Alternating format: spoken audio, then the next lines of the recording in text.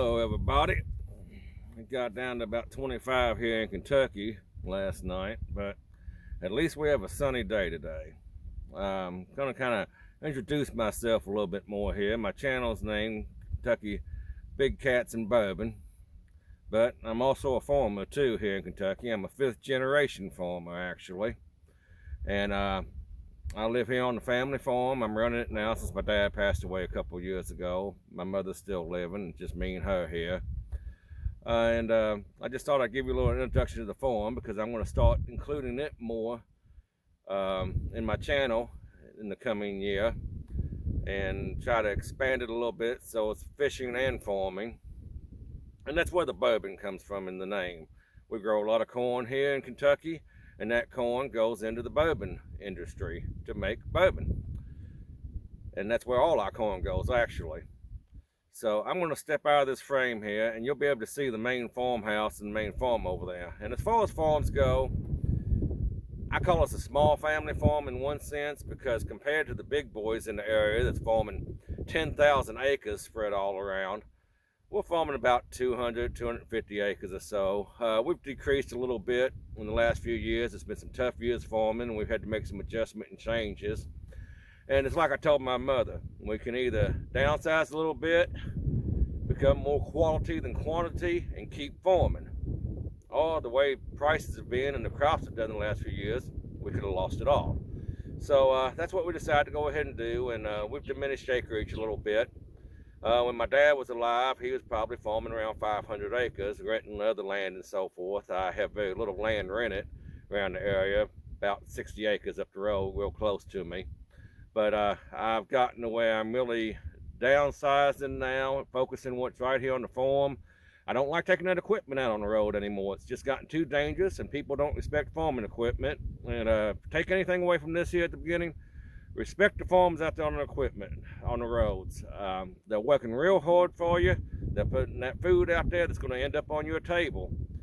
Yes, sometimes it might slow you down a little bit, but during harvest and spring planting and harvest in the fall, try to keep that in mind. That equipment's out there on the road. It may slow you down a little bit. Give yourself an extra little bit of time to get to places. And it might save a life, and it might save your life. So I'm going to step out here and I'm going to keep talking for a moment off the side of the frame. But in the background, you can see the old 2-story farmhouse down there. Machine shed, grain bins, silo off to the right-hand side there. We used to be a dairy farm when I first moved out here. My family did. I was 6.5 years old back in the early 70s. My dad was farming a small amount up in Jeffersonville, Kentucky, in the Louisville, Kentucky area. Jefferson County up there. And he was looking for a place out, and they found this place out in Nelson County, Kentucky. My mother found it located. It was almost like an answer to the prayers they'd been praying, looking for one. Because a priest had actually listed it, of all things, in a small local paper type thing. I don't even know the entire details on that, but this is the place they got. There was originally about 250 acres in the original farm, and that's kind of what we're moving back down to. We picked up a few acreage here and there over the years, right next to us that was attached and so forth.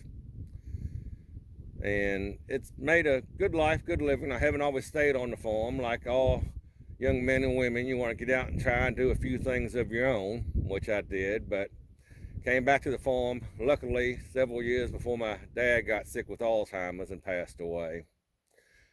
Started taking care of things and running it for him, and I've continued to do that since he passed away. And may not always liked it when I was younger, because them milk cows take up a lot of your time, and you got to be dedicated. But the cows went on out of here about 10, 12 years ago, due to several factors, milk price being so cheap, not being able to find help with people that want to milk them and do it right, and so forth.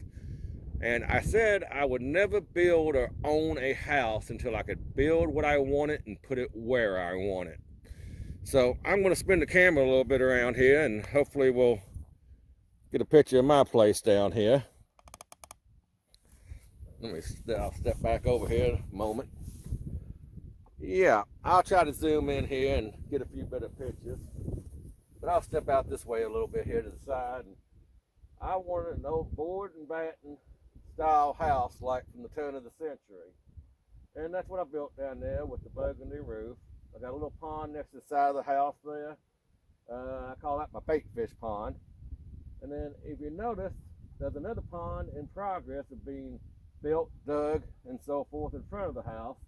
We ran into a little drain tile issue, but I think I'm going to go into that more depth on a later video about building that. But there was a form tile 8 foot down that I didn't know about when I started putting the pond there.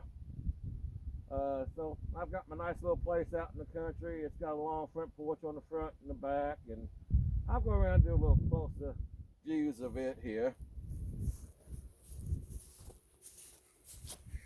So the farm kind of spreads out along that tree line back there, and you'll see that tree line in the background. It goes around. That's what they call Pottinger's Creek. It's much bigger than a creek. It's more like 8, 10, 12 foot across and up to 5 foot deep in places. You used to have some deeper places, but you can follow the tree line on down to the farm. And if you'll notice in the corner down there, there's a bridge that's dividing that tree line where the road goes through. And then it runs into the Rolling Fork River on the back side over that way, just on the other side of those open fields over there. So I'm actually standing on the highest point of the farm at the moment.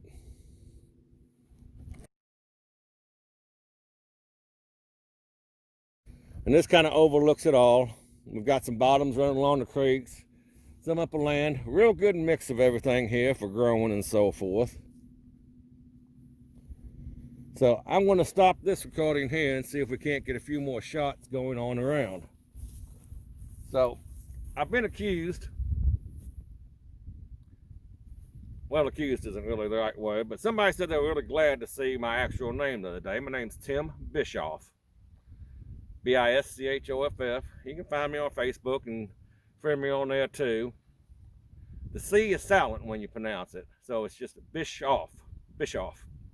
Don't know why they left the C in there when my great-great-great-great-granddaddy came over from Germany in the Bischoff side of the family. They probably could have got rid of it and been done with it at that point, because you certainly don't pronounce it over here, but that's the way it is. So I hope you enjoyed this overview look of the farm here, and hope you enjoy seeing more of it as the year goes through. And I'm going to try to get a little video, drive around in the John Deere 4x4 Gator here and get a little bit more close action views of things, maybe down through the equipment and so forth, and you can see a little bit more close-up view of things. Thank you.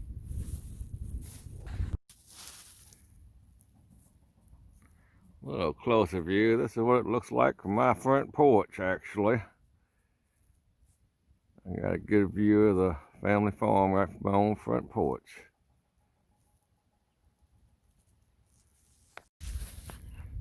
A little view of what they call a creek that runs through the farm here. As you can see, it ain't so little. And this is running right down below my house. There's a little bottom down there right next to it, and we got a bigger bottom over on the other side of it in the corner. Road that goes down to it. Oh, in the background you see shed back there and my little greenhouse in progress. And there's where my house sits, right next to the creek. Here's a little view coming up from the back side of the farm along the creek, where I've got a road running from the farm over to my house. Silo over there used to be the old milk house and the freestall barn where the cows used to be. All kind of just storage now, since they left. This right through here used to be one of the cow lots that we had fenced off. Also, when I first moved out here, it was a nice big pond, and my daddy went and drained it. It has a monster bass and stuff in it. But he wanted that spot here for the cattle, so go figure. Over there, nice growed up thicket. I see a few nice antlers popping in and out of there every once in a while. Let's walk over here and we'll take a look at the creek from this angle. We got a pretty good abundance of wildlife around here. Deer, for one, some squirrels and rabbits. Rabbit population has really gotten good the last few years.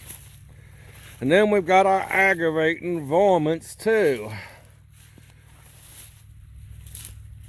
And we'll look down here on the creek and you can see down there, I wish old Trapper Jay lived here closer, because I'd let him come in here and clean these suckers out.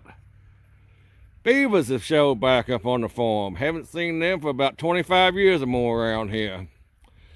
We got another dam on further down. I think they've abandoned this one. I'm not quite sure yet. I haven't seen any live activity around it, but that's what it definitely was. I think the other one's the more active one further down now. And of course we get raccoons and possums and skunks and everything, but I got a good old farm dog that takes care of most of them, the groundhogs. I've seen him take on 2 coons at once. In fact, I got him on a video from last year. Well, he was going after 2 and he was able to take out one of them before the fight ended.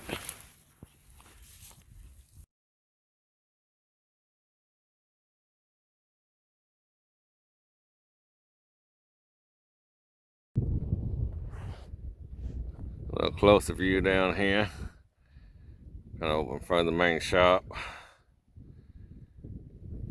See some of the equipment over there. We got some older tractors over there too. Antiques. Some of them belong to my granddaddy. There's our shop area where we're always working on something, it seems like, because if it eats or runs on fuel, it's going to wear out, break down, or get sick. And probably the proudest little antique tractor we got over here. It's a little John Deere LA. My granddaddy Bischoff. He used to do a lot of vegetable farming. Yeah, and the dog has to get in the video too, of course. That's Sorge there. He's a brat, but like I say, he's a good varmint dog around here. And my granddaddy sold a lot of vegetables across from GE in Louisville, Kentucky there. And he'd go to big gardens. I'm talking like, 25 acres worth of gardening and vegetables there. Raised chickens and sold eggs. And that's a little cultivating tractor they used around the garden. And in fact, I used it myself in my own garden last year. So we won't get into the gardening at the moment, of course. It's not that time of year, really. Got the garden cleaned up and all the old tomato plants pulled out and so forth and such. And chopped stuff up and kind of opened the ground up a little bit.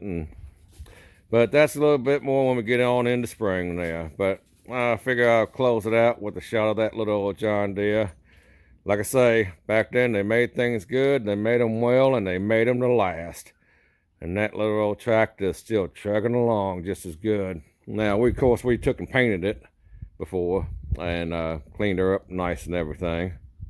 One thing we missed painting was the old hand crank there I got sticking on the front of it. Actually, I found that off to the side the other day. So I might have to take care of that, clean it up, and give a little coat of green paint myself on that. But you don't have to hand crank it. It'll start. It's got its own battery and starting system and so forth. But it's there.